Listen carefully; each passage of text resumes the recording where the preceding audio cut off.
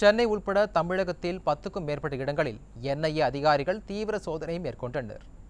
நாம் தமிழர் கட்சியை சார்ந்த சாட்டை துரைமுருகன் உட்பட 3 பேரின் வரும் 7ஆம் தேதி சென்னையில் உள்ள என்ஐஏ அலுவலகத்தில் ஆஜராக சம்மன் வழங்கப்பட்டுள்ளது. சென்னை, திருச்சி, சிவகங்கை, நெல்லை, மதுரை உள்ளிட்ட 10க்கும் மேற்பட்ட இடங்களில் தேசிய புலனாய்வு முகமை அதிகாரிகள் சோதனை மேற்கொண்டனர்.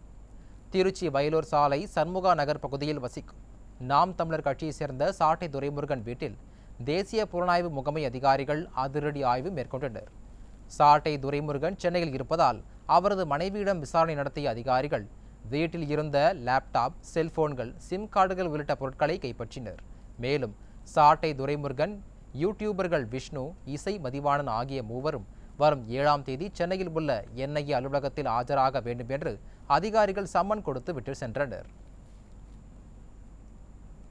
இதேபோல் சிவகங்கை மாவட்டம் இளையான்குடி அருகே பகைவரை வென்றான் கிராமத்தைச் சேர்ந்த நாம் தமிழர் கட்சியின் தகவல் தொழில்நுட்ப பிரிவு மாவட்ட செயலாளர் விஷ்ணு பிரதாப் என்பவரின் வீட்டிலும் என்ஐஏ அதிகாரிகள் சோதனை நடத்தினர். இவரும் தென்னகம் என்னும் யூடியூப் சேனல் நடத்தி வருகிறார். இளையான்குடி தொகுதி செயலாளர் ஆனந்தன் என்பவரிடமும் விசாரணை நடைபெற்றது. அப்போது செல்போன் பறிமுதல் செய்யப்பட்டுள்ளது. மேலும் விருதுநகர் மாவட்டம் ராஜபாளையத்தைச் சேர்ந்த இசை மதிவாணன் ஆகியோர் வீடுகளிலும் என்ஐஏ அதிகாரிகள் சோதனை செய்தனர்.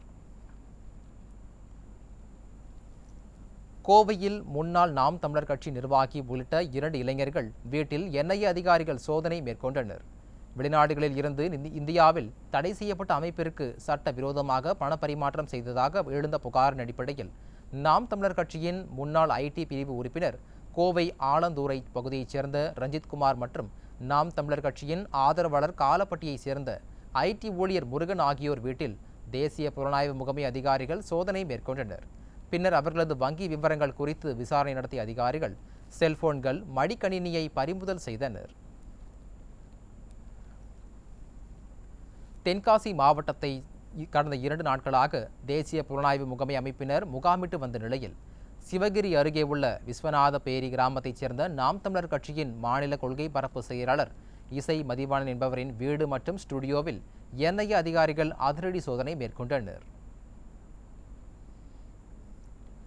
இதேபோல் சென்னை கொளத்தூரை சேர்ந்த நாம் தமிழர் கட்சி உறுப்பினர் பாலாஜி என்பவர் பெங்களூரு சென்றிருந்த நிலையில் அவரது வீட்டில் வெளிநாட்டு பண பரிவர்த்தனை குறித்து தேசிய புலனாய்வு முகமை அதிகாரிகள் திடீர் சோதனை மேற்கொண்டு முக்கிய ஆவணங்களை கைப்பற்றி சென்றனர்.